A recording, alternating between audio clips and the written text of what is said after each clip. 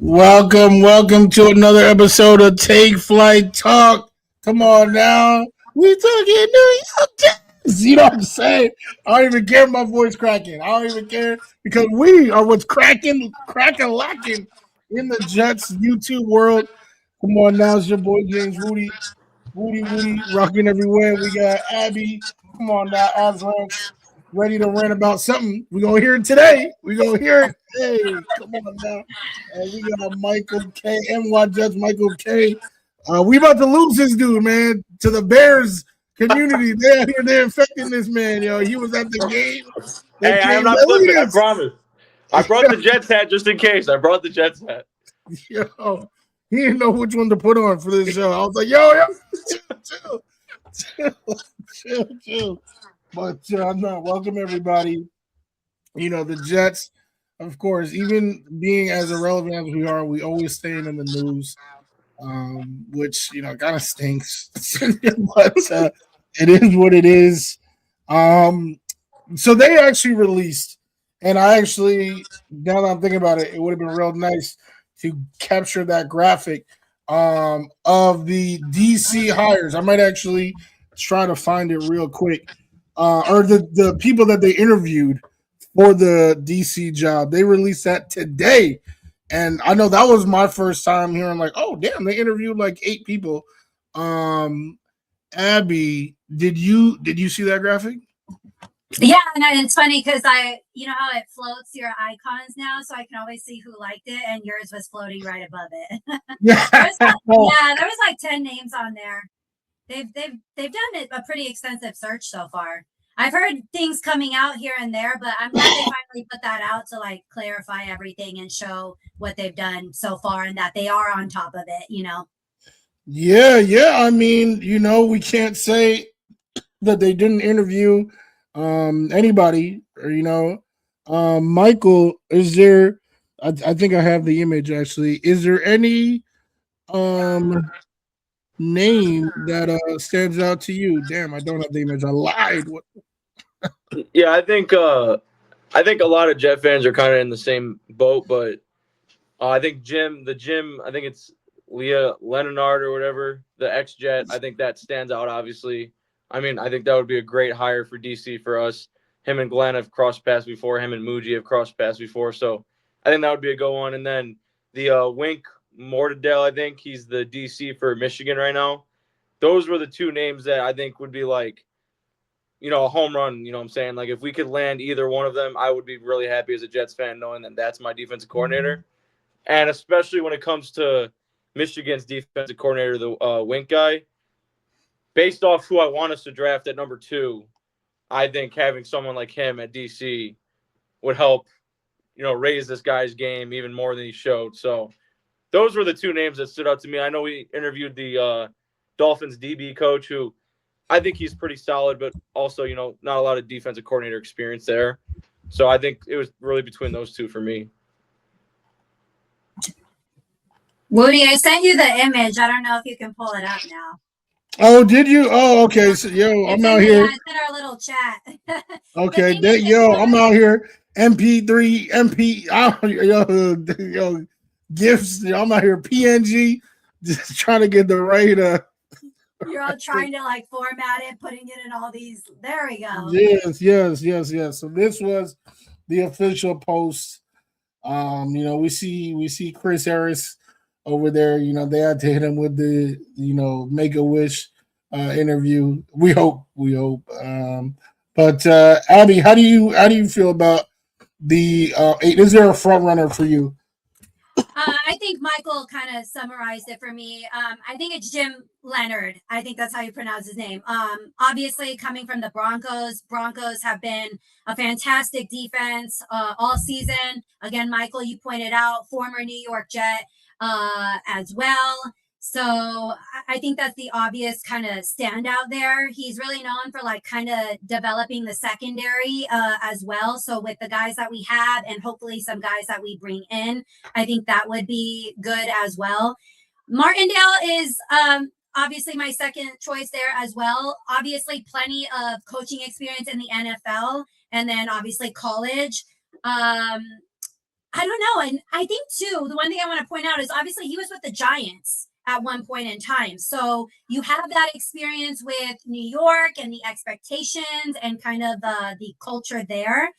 And so I think again that's a good pick. The only other one that was be like third that if based on that list, this list right here, the only one would be Jones from he's coming from the Vikings. The Vikings have had a solid defense.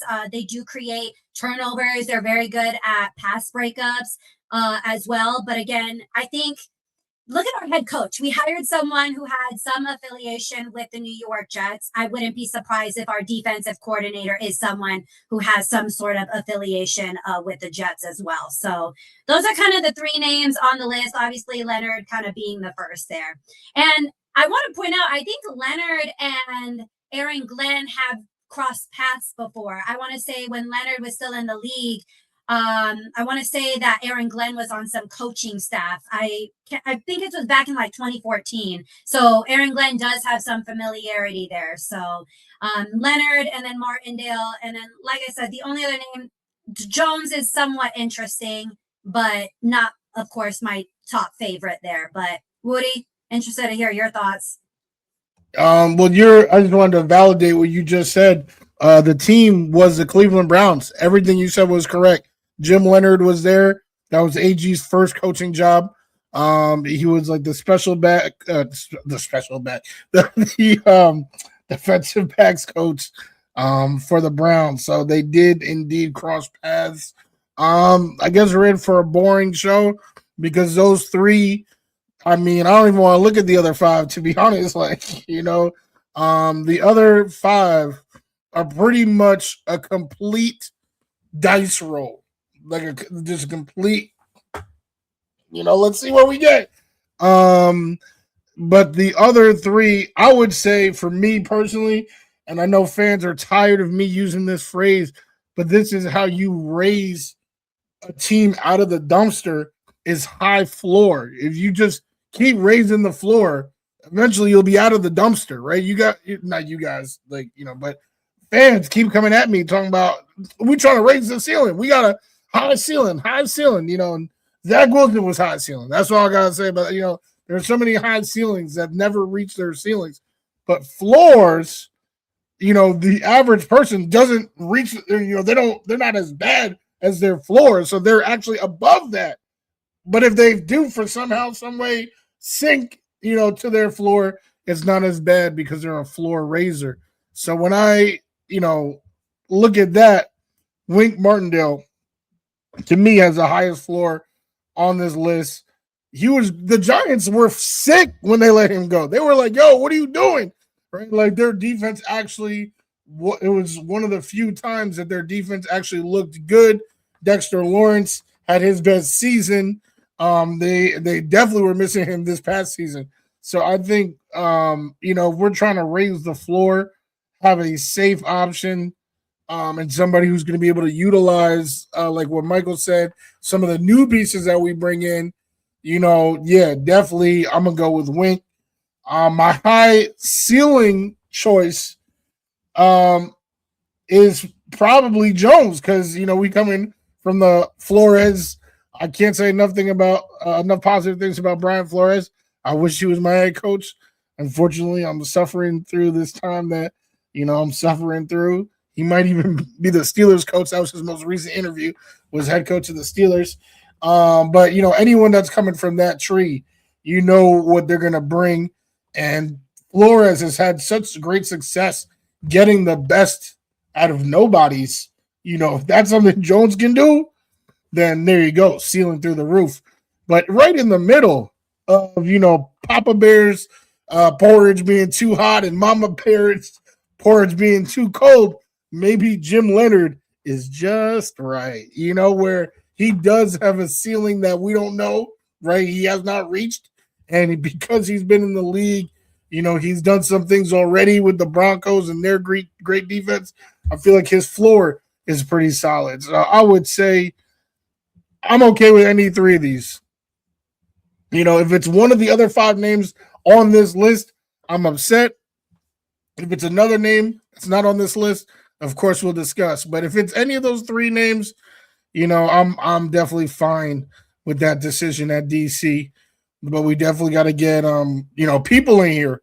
So I guess that's a nice segue into that second overall pick. I know, Abby, you spoke about it at great length on TikTok, but if you could just speak about it again with Dante Moore and then your feelings on that second pick.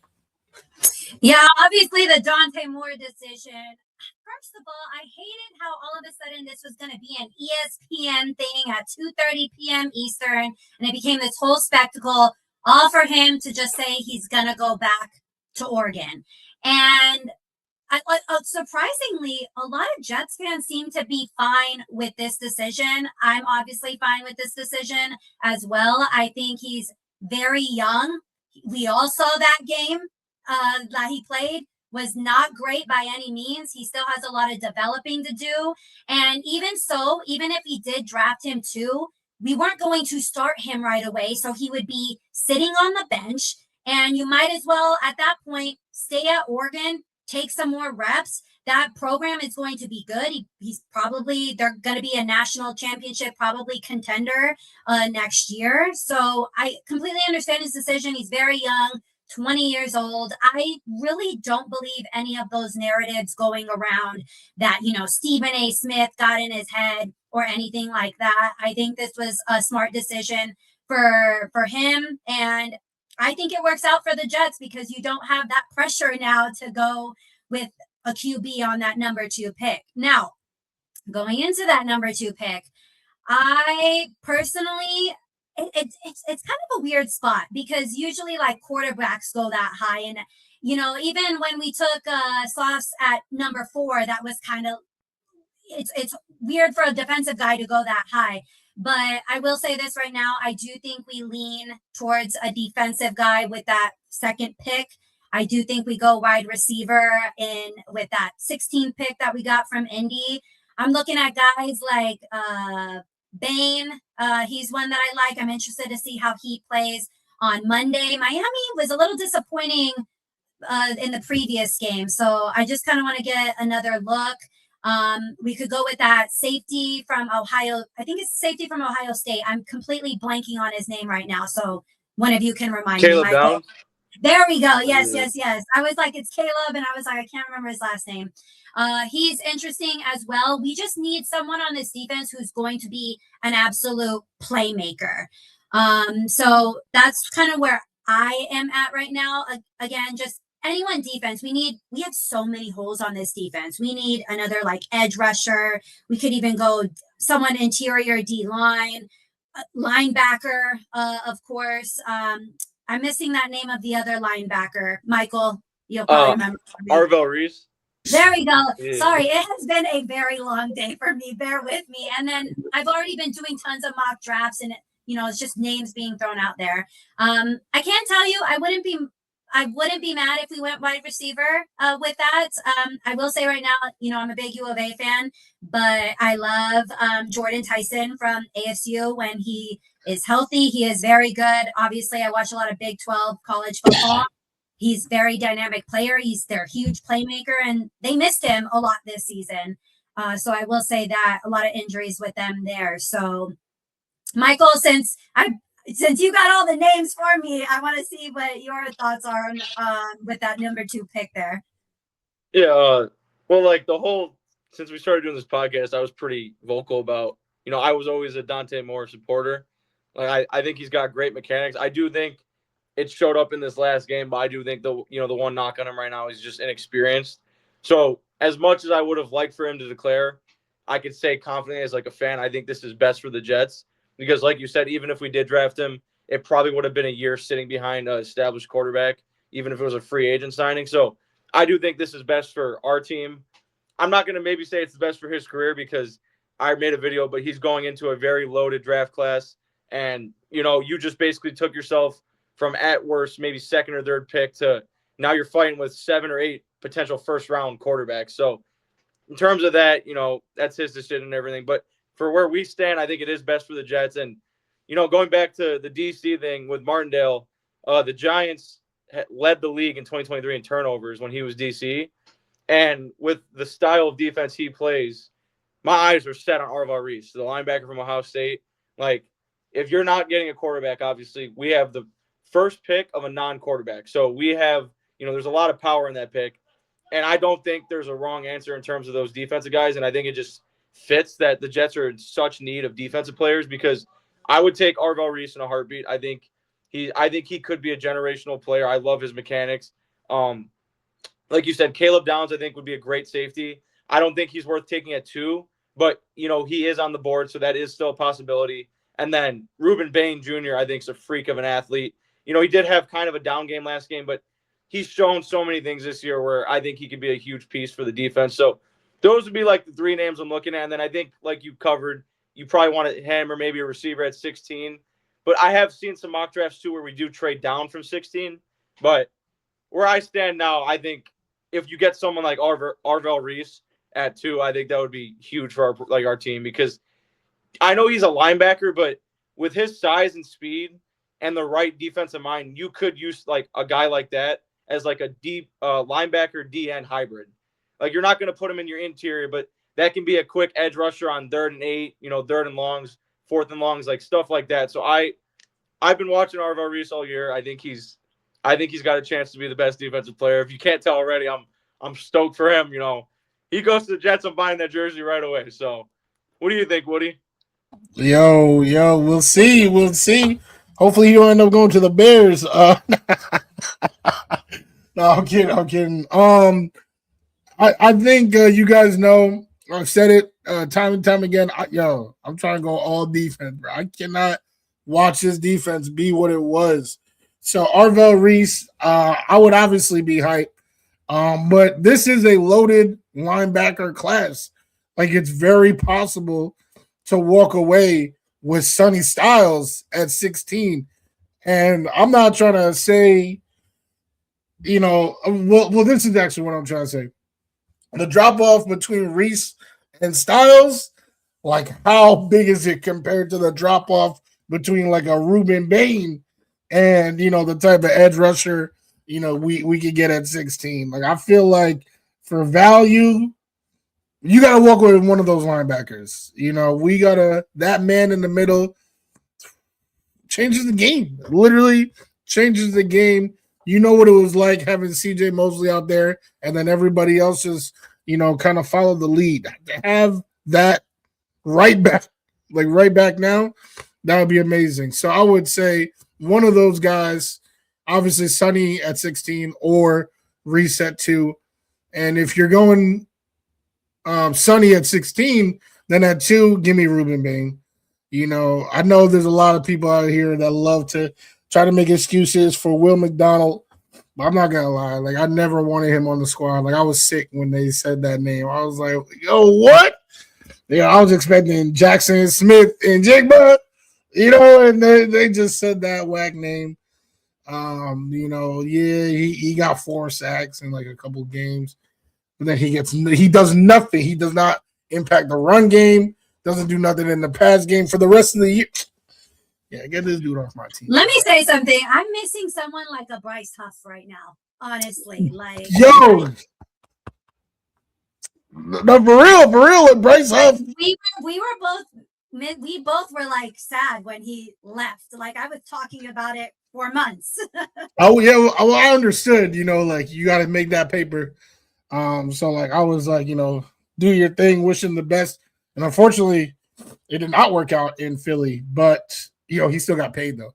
But yeah, Bryce Huff, like, that was somebody who was consistently every third down was a terror. Like, that was somebody who I had a ton of respect for. Will McDonald's not that dude. I do have a ton of respect for Jermaine. Jermaine actually does make an impact in the run game. And if he gets his explosion back, this is the same guy who, while pass rushing, got a pick 6 in the backfield. Like, in the backfield, was able to deflect the pass, catch it, and run for a touchdown. Like that, he was a freak athlete. I know he's recovering from his Achilles tear, but they say 1 year removed. Hopefully, if he's that dude, and then you got Ruben Bain on the other side. Come on now, what are we talking about? Well, and the one thing about JJ too is I actually feel like he is a true leader. And if you even follow him on social media and Twitter, he understands this franchise and these fans are just so down. And he has such the most like heartfelt messages. Like he agrees with us, but also is like, hey, we're doing what we can. Please stick with us. I have faith. And that's one thing I appreciate him for. You don't see that from people like Will McDonald. You know what I mean? We need an actual leader. And CJ Mosley was that leader. We need someone like him with that leadership, that captain skills that can run this defense. You know what I mean? And so I just hate it because I feel like we have all these players that we're just severely missing right now for various reasons. 100%. I will say it's definitely it's very unlikely, but because I'm a big Alabama fan, so I was huge on Caleb Downs when he was with Bama, and then obviously I've watched him at Ohio State, and you can just look at this draft. Ohio State has, Carnell Tate. They got at least 4 first-round picks, so that's a credit to their program. But if you watch someone like Caleb Downs, and this isn't even just football, like off the field, like that is the definition of a leader. Like Caleb Downs, you listen to any of his teammates, coaches talk about him. Go listen to Nick Saban talk about him. Like he is someone that I'm fully confident can come into an NFL team and be a defensive leader right away. And I just keep thinking about him and Malachi Moore as our 2 safeties. Like that would be amazing to have those 2 as your franchise safeties. And I know it's unlikely because, getting a safety at 2, not sure the chances are there. And then if we don't take him at 2, there's no way Caleb Downs is available at 16. But I just think of it as the idea of if you get someone like Caleb Downs at, wherever you do, I think the defense would start obviously run through him. Like I think he would be our leader on defense. But then if you get someone like Arval Reese or Sony Styles, you're probably running it through the linebacker. So, like both you covered, I don't think – actually, it's the Jets, so I'm not going to say there's a wrong answer here because they might pull a curveball and give me a Will McDonald again. But if one of those names are covered and then, we hammer the defensive side of the ball, I think I'm going to like where we stand. I know the quarterback's a huge, huge area that I don't want to think about right now, so I'm just going to keep my head focused on the defensive side of the ball. Yeah, well, that also goes a long way, in my opinion, to developing a quarterback. You're not trying to be in shootouts every, Joe Burrow's in like year 7 right now, and he's still, having to deal with shootouts and, getting injured, trying to do all this stuff. You want a defense, you want an offensive line, and you want weapons. That's pretty much, the main pieces. And you look at Tom Brady, who in my opinion is not the most skilled quarterback, but is obviously the most winningest quarterback in the history of this game. Always had an elite defense every year. Always had an elite line, and then the weapons came and went. I wouldn't say Randy Moss for like 3 years, but I definitely wouldn't say he had like elite weapons for those 20 years. But anyway, the defense, right? That's just to say that I think the defense matters, and I do think, Jim Leonard, Wink, can look at these guys and be like, oh, just like how you just said it, like, if we had Downs and more, like, this is what I'll be doing with that, like this is what I'll be doing in this look. Like, I'm sure those 3 guys can look at a Sonny Styles, Arval Reese, Caleb Downs, and be like, like. So I would really, really love that. And for Downs, if we trade down,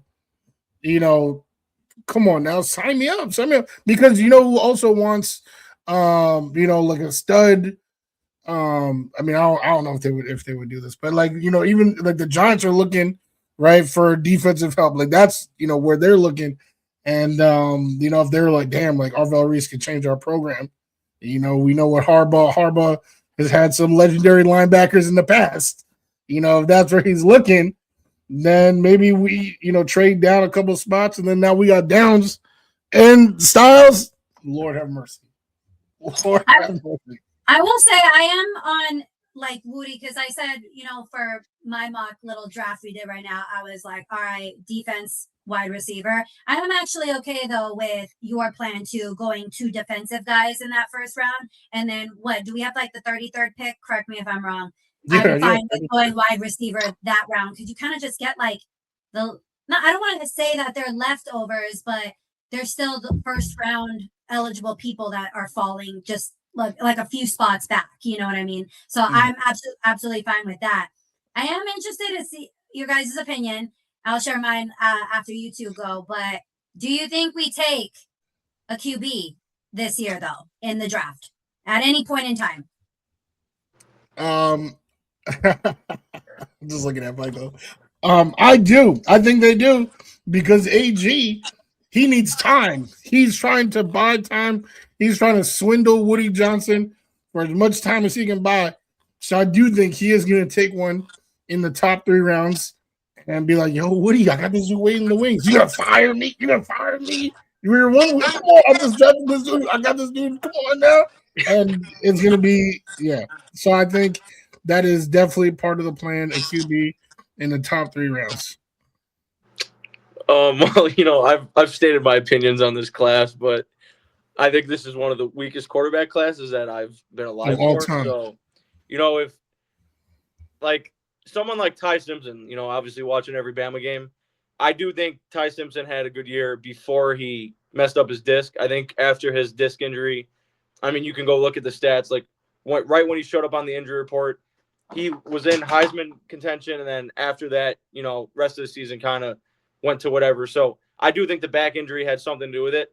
So I'm not going to discredit the player that Ty Simpson is, but I just don't understand, like you look at Mendoza, right? Okay, Mendoza's going to go, and then it's like I don't know what quarterback in this class I will take because, they're not going to be day one starters, but if you're going to draft them even early in the first 3 rounds, you probably are expecting them to play at some point during this first year. And, maybe I could see us taking Ty Simpson at 33, which would still, in my opinion, be a reach. But, if you're going to get a quarterback in this draft class, I would go Ty Simpson then. If I had to choose one, I would go because I'm not going Drew Aller. I'm not doing all that. This is just too weak of a quarterback class, in my opinion, that if you're going to take a quarterback, I could see Ty Simpson developing into being an NFL quarterback. Besides him, outside of Mendoza, I can't see the rest of the quarterbacks turning into anything. No disrespect to them, but I do think we're going to get a quarterback in 2027. I think that's pretty clear. 3 first-round picks.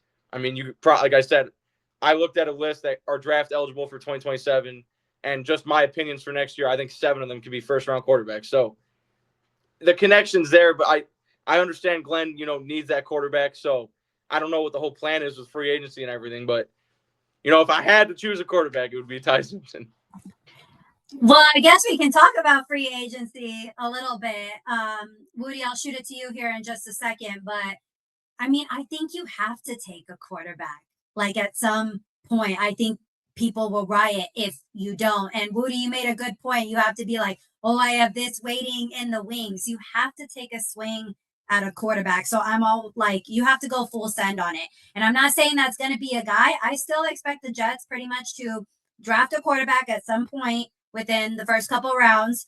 And then I still see them taking another swing, of course, a huge swing. Well, and again in 2027, because like you said, Michael, it's a stacked draft class there. And I want to mention that too, because you had talked about it a little, but obviously with Dante Moore not declaring, it's a huge risk that he is betting on himself that, hey, because going to the Jets, that would be the highest probably he will ever go at the number 2 pick.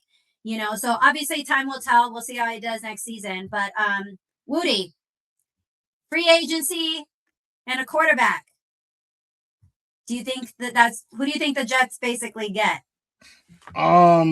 Real quick, just to take one step back, with the QBs out there.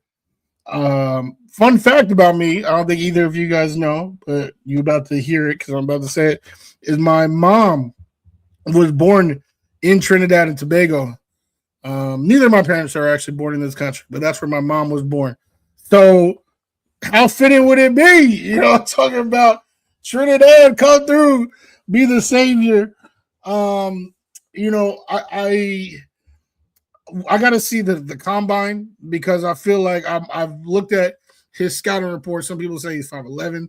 Some people say he's 6'1", 6'2". So I don't know.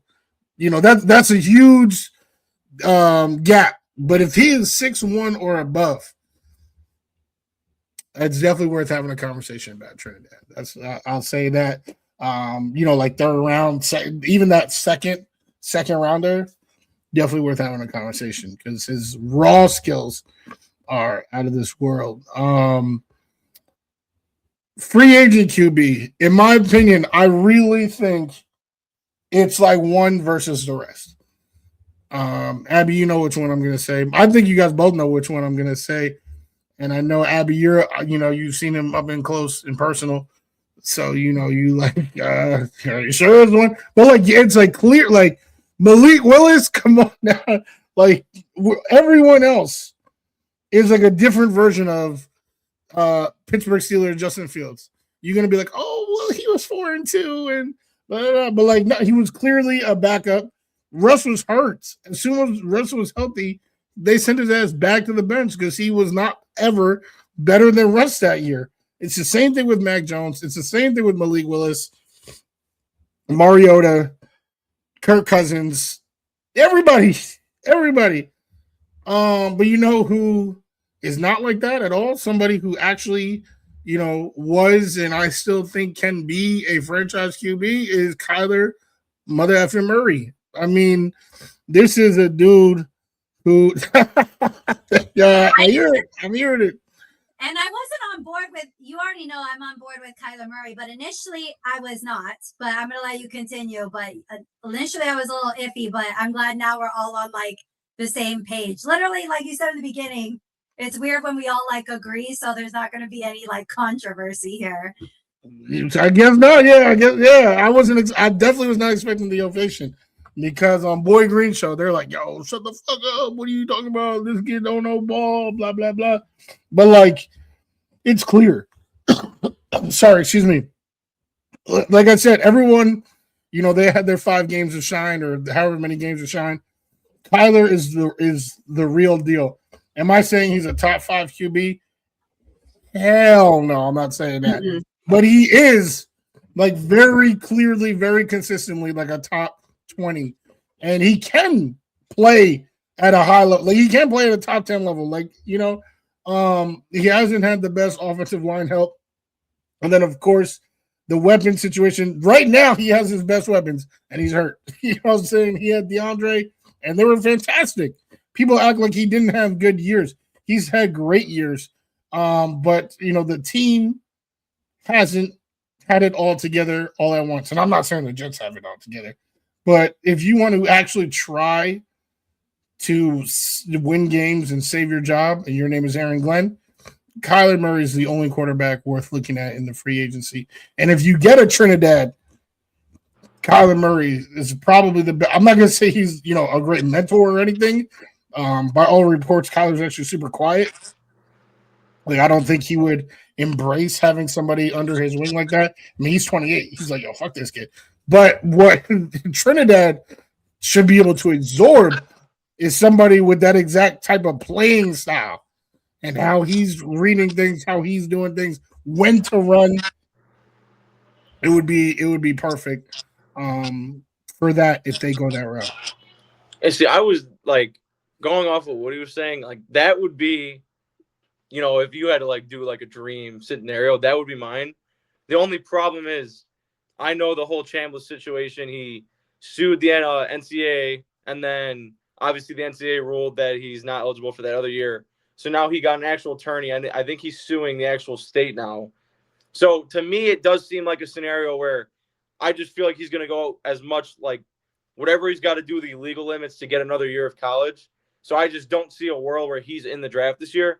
Now, if he is, 100%, that's the quarterback I'm taking. I don't care where it is. I love the way he played, especially in the playoffs. He showed he was built for the moment. He is an older quarterback, so he has the years under his belt. And like you talked about, I commented on, I think it was Jet News account about Kyler Murray, and I'm getting flamed in the comments telling me I don't know ball and everything, where I'm like what are you saying? A lot of these quarterbacks are literally Justin Field archetypes. Like they are going to be at best the version of Fields at Steelers. Someone like Kyler Murray, obviously, his lows we've seen were pretty bad, but they're not as bad as Justin Fields' lows that we just went through. I've sat here and watched Tim Boyle be my quarterback. Like, I don't know why all of a sudden I say Kyler Murray's name and everyone's acting like he's some, dog shit quarterback. Like, he has potential. He's shown it. He's never had the greatest O-line. He would be coming into, in my opinion, his best O-line situation in his career. I'm not going to say we have the best targets because obviously he played with D-Hop and everything, but we have a good target core around him. And I do think if you could, in a world, pair someone like Kyler Murray with a guy like Chambliss, but not even Chambliss, maybe someone like Ty Simpson, I do think that would put us in a good situation. But in terms of this free agency class, if you're going to take a swing on anyone, I feel like it would make sense to be Kyler Murray because the other ones at max, in my opinion, are going to be your backup quarterbacks that might get you those 3 to 5 wins. Someone like Kyler Murray, it's not crazy to say he could get you 8 to 10 wins. Like, that is not, some out of the world comment. So I would definitely put all my eggs in the basket and just because I think someone like Kyler Murray would take a 1-year contract right now. From what I saw with the Cardinals, it almost looked like he was forced to get put on the IR. I don't think that was actually a full year injury. I think what happened was he got benched, and it was kind of a thing where, well, we're not going to cut you, obviously, so we're going to put you on the IR. We've seen it all through the league. So, I think he understands the situation he is where it's kind of an all-in year bet on yourself, which if you're the Jets, that's what you want is a 1-year deal for someone like that who's basically playing for his franchise. He's playing for his legacy. So I think Kyler Murray is the only free agent, in my opinion, that makes sense. Obviously, I would go someone like Malik Willis, but I think Malik Willis is going to be seeking at least a 2 to 3 year contract, and I think that's a little risky knowing that we have 3 first-round picks in 2027 and we could take a quarterback because you don't want to commit all that money to a free agent quarterback. So I would go Kyler Murray here. Yeah, and I mean, the contract sucks, obviously. You know what I mean? But they can cut him, if I'm correct. Is that right? Yeah. I'm not expecting the Jets to pay even like 60% of what his contract currently is. Right. And like you said, Woody, he's fighting for his legacy here. I think he just wants to play at this point. And it'll just be very interesting who the Cardinals will hire as their head coach. I know Robert Saleh was supposed to do an interview sometime today, or he did it yesterday or whatever. But I know a bunch of other names are being thrown around, people like Mac Jones. Again, this free agency class is not good. There's no one available that's like good at all. And then you hear other names like Kirk Cousins, and why I bring up Kirk Cousins and Mac Jones is simply because like I've never wanted Mac Jones personally. But those teams that like Mac Jones and Kirk Cousins, their teams, Mac Jones played like 6 games? Brock Purdy was hurt. He contributed a lot as to why the Niners are in the position that they are now in the playoffs. So I don't think they're going to want to let him go either. And the same thing with Kirk Cousins. Kirk Cousins fully has said he kind of doesn't expect to be on the team next year, but Penix is injury prone. He's been injury prone his whole college career.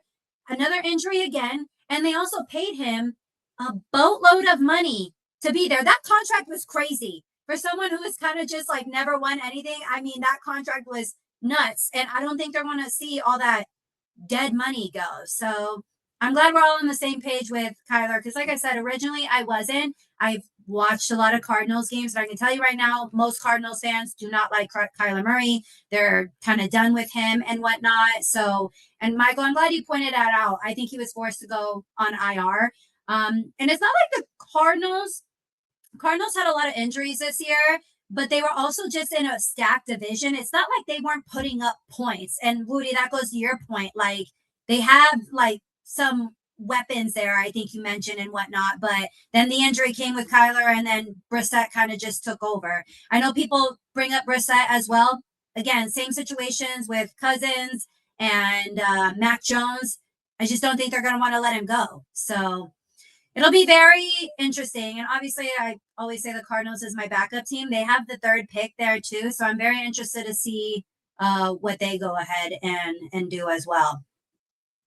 I will say one thing that really frustrates me about Jets fans is that they literally like are saying this about like Harbaugh and Mike Tomlin, and they're like, "Yo, their their own franchise, like don't want them. Like there's a reason for that, Woody.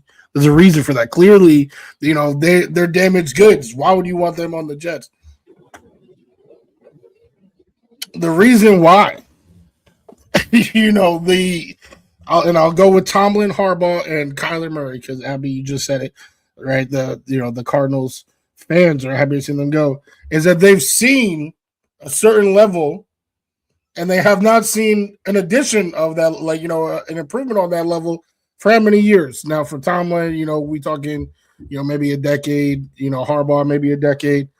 Kyler, 5 years. But do you know, or do Jets fans know that the level that they're referring to, that like, damn, we've been seeing this for the last 6 years, is in a different stratosphere than what we have seen as Jets fans. 4 of the last 5 years, a QB hasn't even thrown 10 touchdowns. 10 touchdowns. And you talking about, you gonna be playing kind of, what's his gamer tag? I'll play with that nigga. What are you talking about? What you talking about? I'll play with him. All right? He's gonna throw more than 10 touchdowns this season. I don't care. It really, really, really disgusts me how people say that clearly, like, if somebody's having, they're in the midst of an MVP season, like, that's not when teams get rid of them, right? The Rams have no thoughts of getting rid of Puka Nacua right now. And that's what Jets fans are like, they're expecting. Like, this person just had an MVP year. Now we should go get him. Like, in the NFL, a lot of these teams take one team's trash and turn it into their treasure. And that was one thing that I thought Saleh did perfectly. Quincy Williams, he was just cut. He was garbage. And what we take him, make him into an all-pro, right? That's what good teams, that's what good cultures do, is take these guys. That's why so many former Jets, right? So many fans are surprised. Like, oh, damn, Sam Darnold, he about to play tomorrow? Always be like, they about to do this work, because they go to actual good organizations and they turn these guys around. You look at, what they bring to the table, and you're able to make a meal based on that if you're a good coach or if you're a good, organization.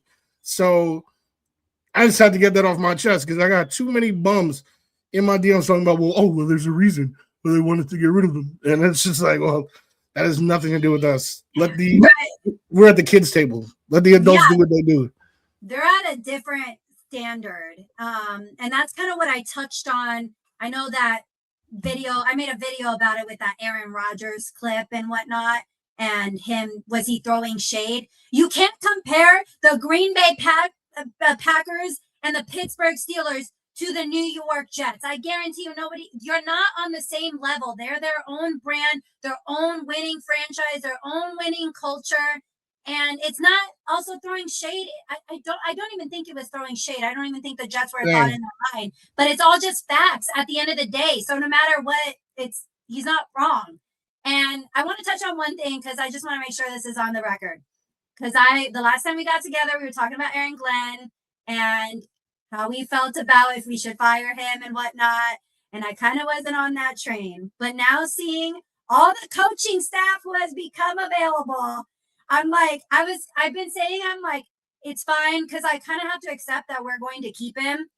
But like I was telling you guys, make a call. I don't pick up the phone or send a check. I don't know. I think you had to freaking inquire, because now you have Harbaugh going to the Giants here. And this is just like a stacked, like, coaching.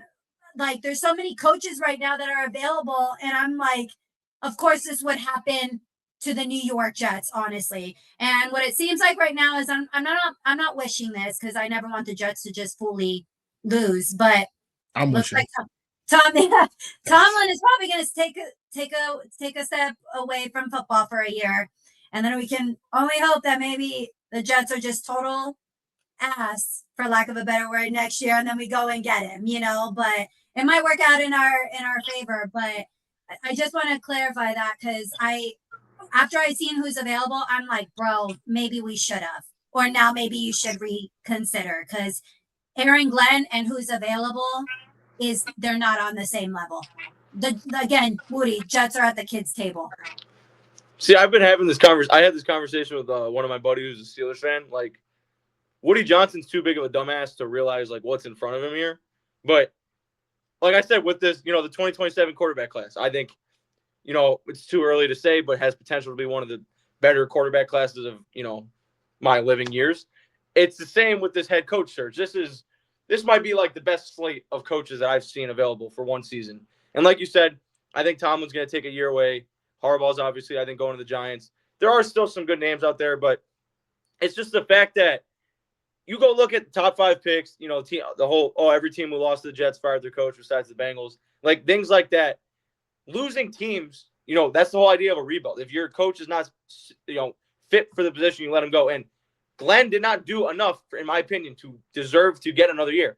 I know 1 year for a shit organization and a shit team is not a lot of time, but there's still small signs that you would look for. And we've talked about it, so I'm not going to get too deep into it. But when there's, you know, even someone like Cliff Kingsbury, I would take Cliff Kingsbury over Aaron Glenn just to have that offensive mind. Like, there's so much out there right now, and you're putting like more risk on your team now because say we, you know, what I think is going to happen is we're not a good team next year.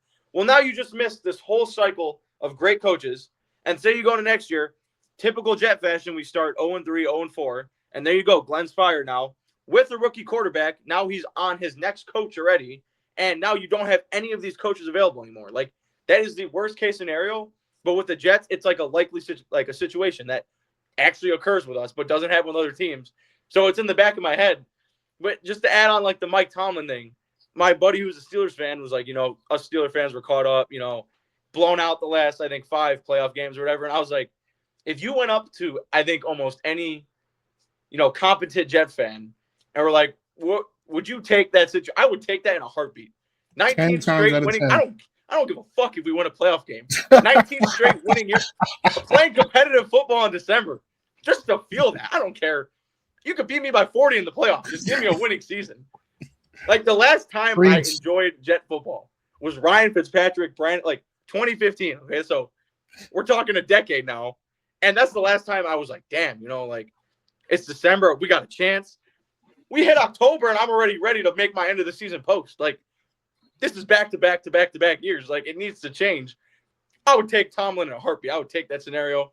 I don't care about the playoffs. You know, the wins will come. But 19 straight winning seasons to 15 straight years of no playoffs, like, we're not even at the kids' table yet. Like, we need a step stool to get to the table. So there's a lot. The things I would even do just for a 9-8 season, literally. For real. For real. No, that's I think you hit the nail on the head there. And I'm not gonna lie. The situation that you pointed out, to me, that's best case scenario. Literally best case. Yeah. If the Jets are 0-4 and they fire Aaron Glenn, yo, we got to tank, bro. We tank, secure that number 1 pick, 3 first-round picks. Now, I've been seeing a lot of things about Tomlin, and I think he actually might be done for real. But the thing that became apparent is that Darren Muji, who I think we all like, and Kevin O'Connell, head coach of the Minnesota Vikings, were college roommates. They're boys, QBs together. So, if the Jets secure that first overall pick, bro, well, then you don't even have to worry about like the other picks, like, you know, using the other picks to secure the QB. You have your choice at QB. So maybe you throw one of those picks to the Vikings. Here, catch. And now we trade for our coach, our guy, to develop the QB of the future. Just like, I mean, Kirk Cousins, best year with KOC. Sam Darnold, best season with KOC. JJ McCarthy, probably shouldn't have been drafted that high. I didn't understand the hype. I really didn't. Michigan was a good team. He's not. He wasn't good. It's kind of like the Carson Beck hype that now I'm hearing about. Like, oh, like maybe the Jets. If you don't get out of there with it, yo, come on now, get out of here with that. But I'm hearing it, so I think it's kind of the same. Kevin O'Connell and Arch Manning would change our lives forever. Change our lives forever. So I don't want to say, you know, I'm rooting for something, but if the Jets start 0-4, there will be light at the end of that tunnel. I just know it. I know it. I mean, unless Woody fires Muji too, then that kind of now we gotta fire. We gotta hire some bum coach. But if they keep Muji, the boys back together, college boys, and now you have your choice at any QB. KOC, we at the mall, bro. We at the mall. Which QB you like? That one. Choose whichever one you want. It's yours. Come on now. There it is. That's the future. You want to know the weirdest thing I've been stressing out about is when we do our predictions for the season next year. I'm already like 4 wins, 3 wins, and I haven't like memorized the schedule, and like obviously it's not fully out and in which order, but I'm already like just 3 wins. We're winning 3 games max. I don't see this practically. I don't see practically. I thought I was being gracious with like 7. I was clearly that was not even like wasn't even the ceiling for them. They weren't even gonna reach that at all. And then I would have been like, all right, 5 and 12 would have been okay. And I'm like, I don't think any of us saw 3 and 14. The people who had 10 wins for this team are crazy. I'm like, in what delusional world do you see this team winning 10 games? Boy Green, where you at? Oh my God, don't throw him out there. Nah, every week I'm out here throwing this dude under the bus. He said 12 and 5, so that's whoa. Yeah, yes. Dial it back there. I want whatever he's on. I don't know. I feel like something that strong might kill the normal human. You know what I'm saying? I don't know. You on some other ish. Well, I made the post. I didn't say 12 and 5, but I was confident that we would be. I think the preseason rankings had us at 27, and I did the post where it was like, if we don't finish top 27, I'll do whatever the top comment is. And thank God it was by an Aaron Judge jersey, because I think you commented shave your head or something, and that was second. So thank God they didn't beat it, but they couldn't even get top 27 for me. So I'm not doing that shit again next year. Please don't. That's like that Eagles. She's an Eagles content creator. Oh yeah. So she's always like, if the Eagles lose, I'll do whatever the top comment. She gets like crazy things on there. Definitely, yeah. I definitely seen the most recent one. I didn't know that was something she did more than once, but for like the Niners game that they lost, yeah. So, we'll see what she does. Yeah, I don't know if maybe I'll do like the opposite. Like if they're not bottom 5, I'll do whatever the top comment says. Like you're gonna have to shave your head. Yo, that's what we want to see. Yeah, that's right. Live, and we have to stream it live.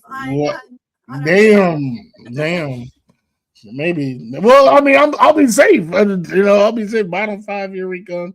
I mean, of course, I want to see the off season. Like, they have cash, they have picks. Like our last regime obviously wasn't great. They were they're gone for a reason.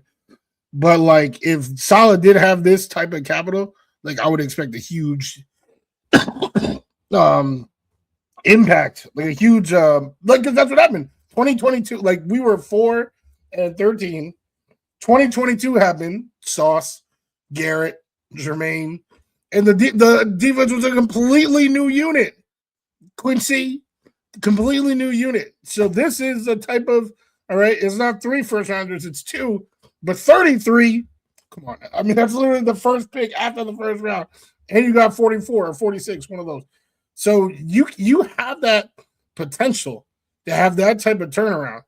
It's just that A, we don't really trust Aaron Glenn right now, and B, the quarterback situation in both the draft and free agency looks so bad. But in 2022, we had Zach Wilson. Zach Wilson was ass. So like it's possible. And that's why like I'm getting ready, because I know these people coming up with their excuses. Like they ready, not enough talent. Because that's what they're saying about this roster.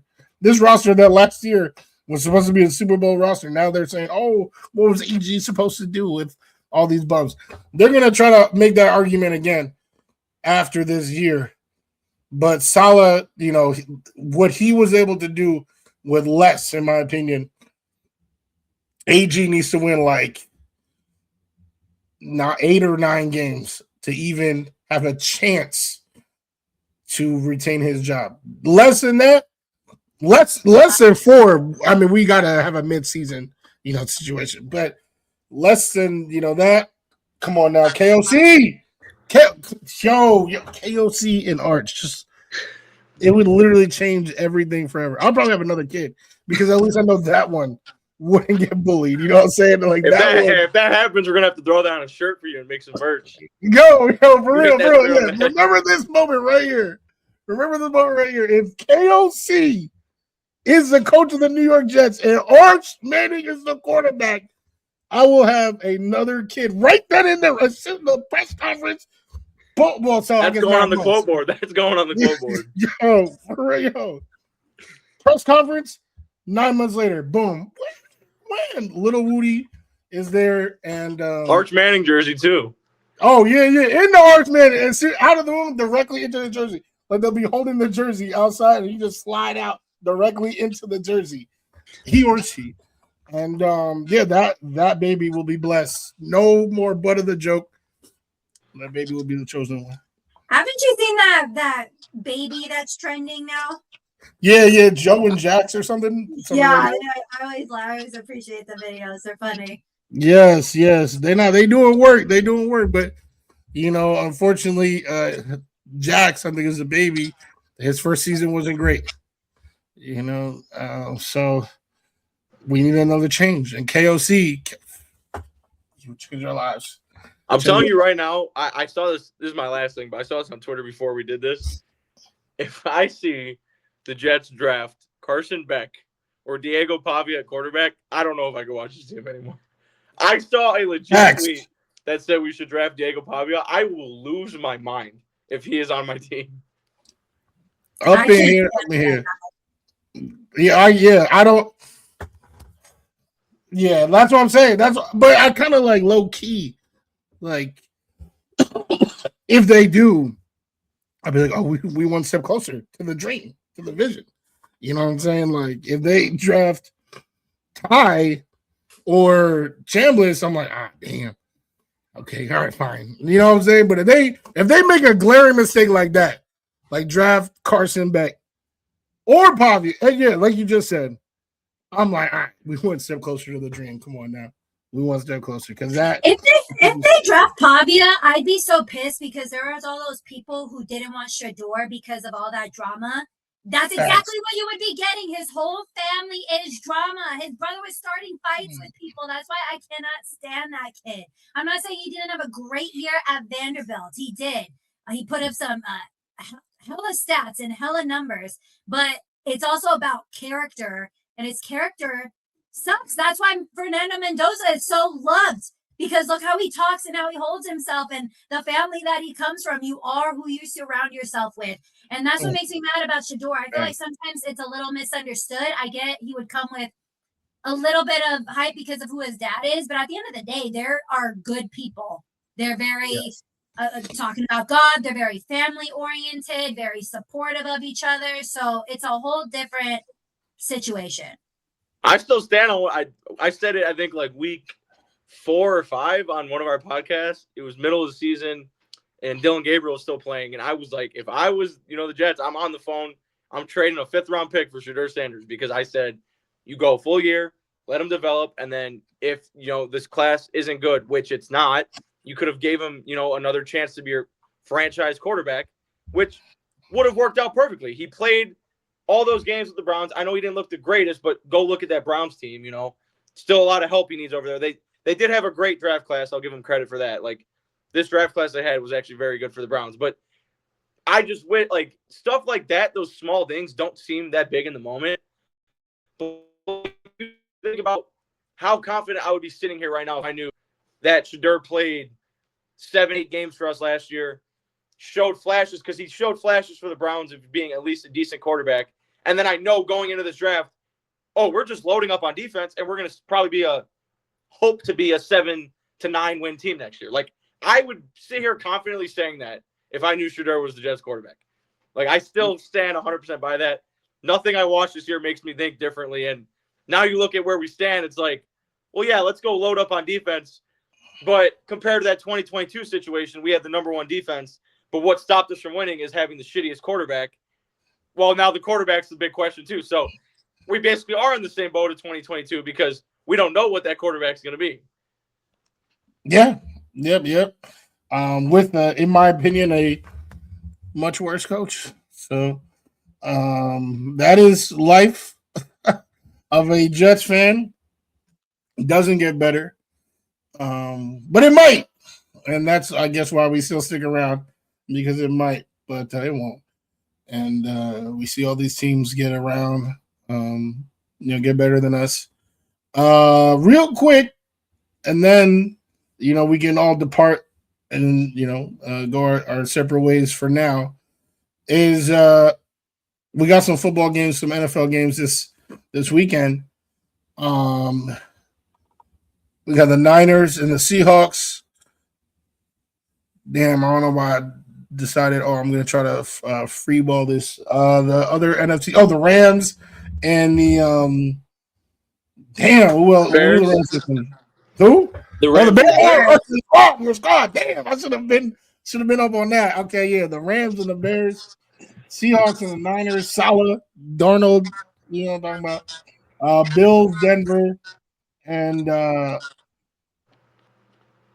Texans, Patriots. Yeah, that's disgusting to say. The Patriots. Quick predictions. Real quick, I shared a little video. I only posted on my story, but I'm like, oh, please, Texans, beat the Patriots or whatever. I seen it. It took off on TikTok, and you should have seen all the Patriots fans flooding to the comments. I had girls. The girls are usually a little nicer. They talk shit, but they're nicer. This girl told me to SYBAU, meaning shit.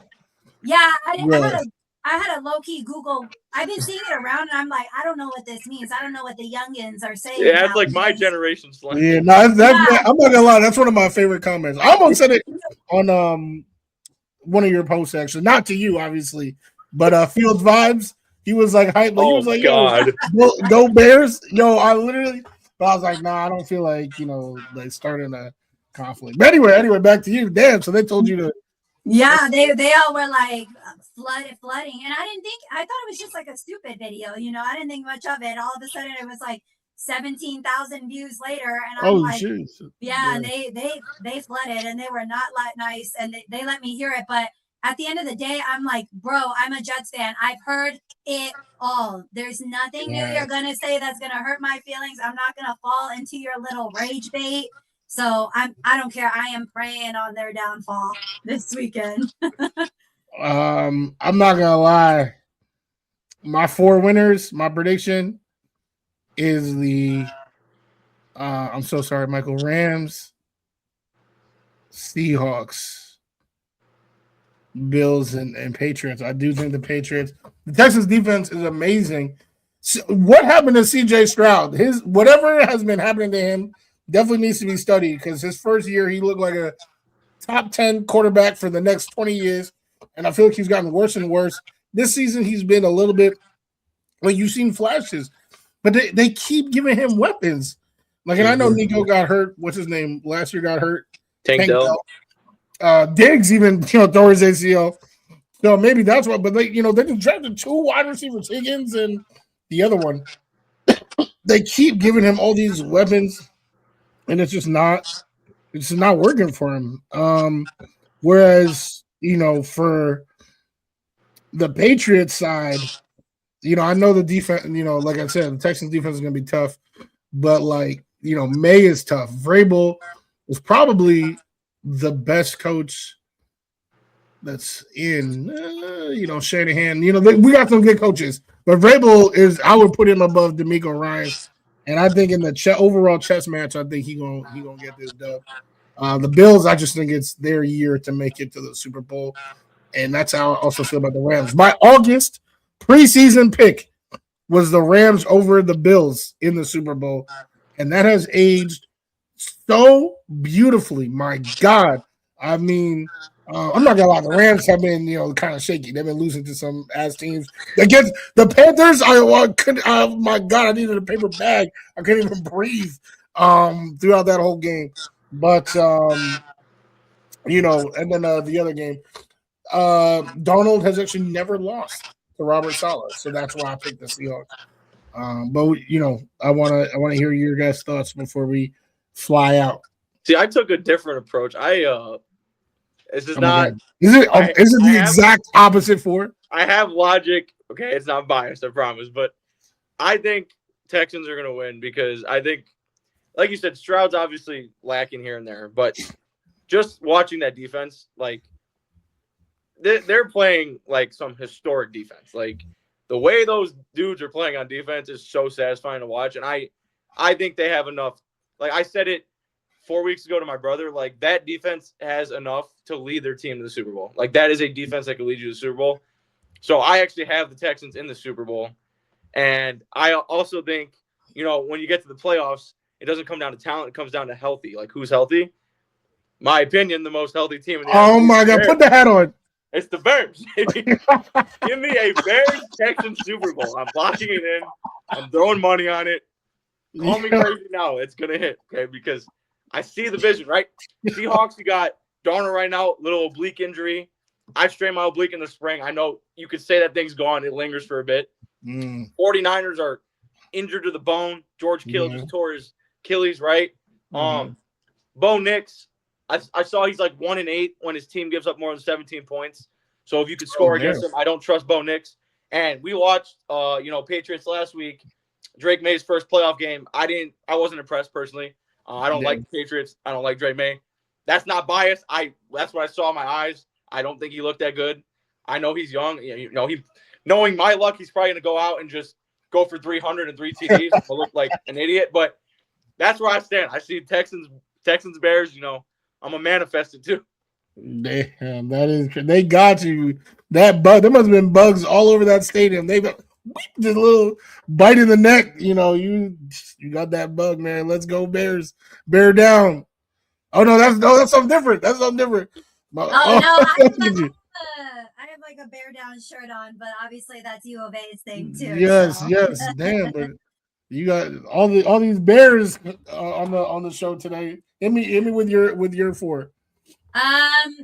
So I said in the comments, like, emotionally, I would like a Bears Bills showdown.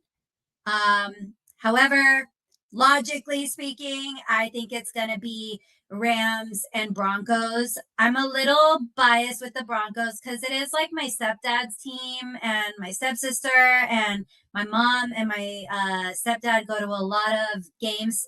They go to the Raiders games a lot. They go to one every year when the Broncos go over there. So a little bit of bias. So I have Rams, Broncos. I didn't pick like a winner yet. It's just really hard because I would love to see Sam Darnold in the Super Bowl. You know what I mean? I would love to see the Bills in the Super Bowl. It's no secret. I've said it plenty of times. Josh Allen is my favorite player in the league. I know I'm a New York Jets fan, but he's such just like a likable guy. But that's just kind of what I have. I can see the Texans making it all the way as well. I kind of toyed with the Broncos and the Texans a little bit. Ultimately, just ended up picking the Broncos. I think the Broncos are going to pull out some tricks here eventually. They have enough weapons on offense to kind of do stuff like that.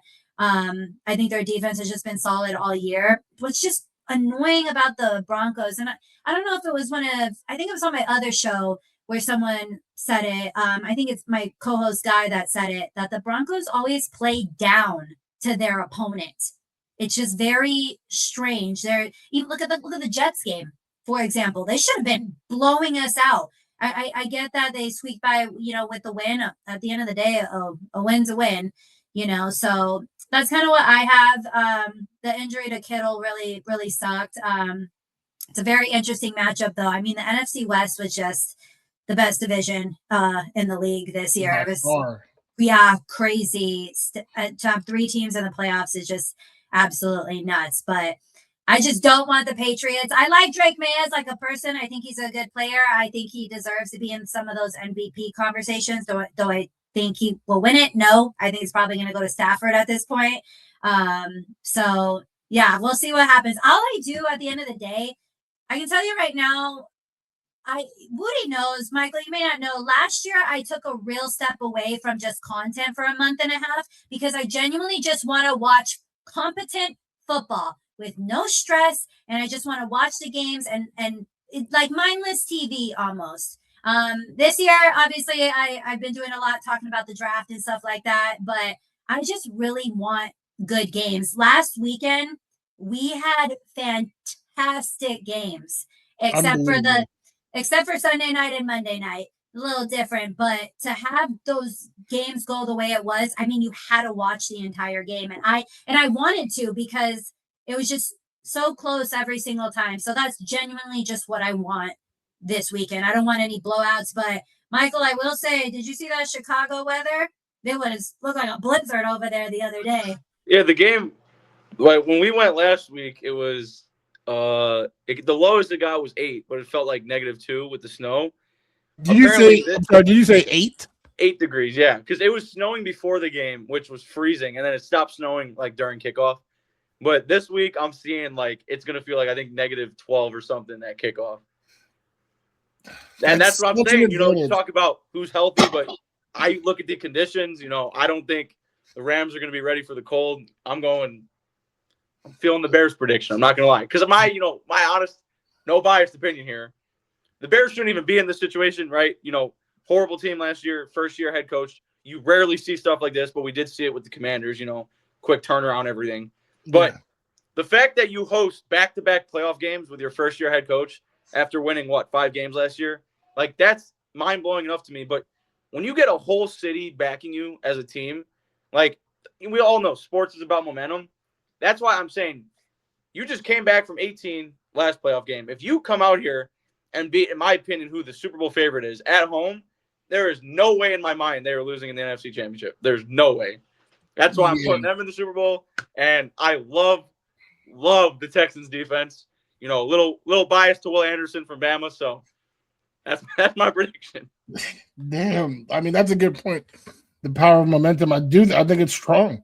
I think it's very strong. And that the weather conditions, as a matter of fact, the reason why I so early felt so confident about the Rams this year is that I felt like the Rams last year would have been in the Super Bowl if they didn't have to play in the snow against the Eagles. They were doing work, but it was fumbling, dropping. I was like, damn, but they were the better team last year. Like, all they just need is a better luck of the draw. And now, it seems like a very similar luck of the draw. But, I mean, McVay, you got to think that he is like, oh, we're not going to do the same thing twice, but we'll see. That I know my phone will be ringing during that game. But hey, this was Take Flight Talk. Your 3 people breaking it down like only we can. We're trying to do more regular programming. And Fridays, we're going to try to get some Friendship Friday, bring in some other Jets content creators, pick their brains, but also tell them what we talking about. You know what I'm talking about. Keep breaking it down. Abby, like she said last year, we didn't even have the gift of her presence, but now we hope that she channels her inner Jordan Belfort and she's not fucking leaving. You know what I'm saying? I actually just real quick, I actually just saw that movie for the second time in life, like last week. I saw it in theaters, like when it first came out, and never saw it again. And last week, I have to chime in here. He is by far my favorite actor ever. I've watched that movie when I want background noise. I've seen that movie so many times. It's actually nuts. And I think I reposted it. But the amount of memes from just Leonardo DiCaprio is. Oh, you did repost that actually. Yes. Yes. Like so, that he has like he's like the king. Like he has the most memes of anybody else. Mm-hmm. He is undoubtedly a legend.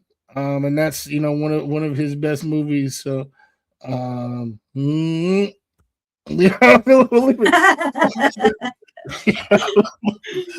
it on that note. But we'll be back. Thanks for watching Take Flight talk.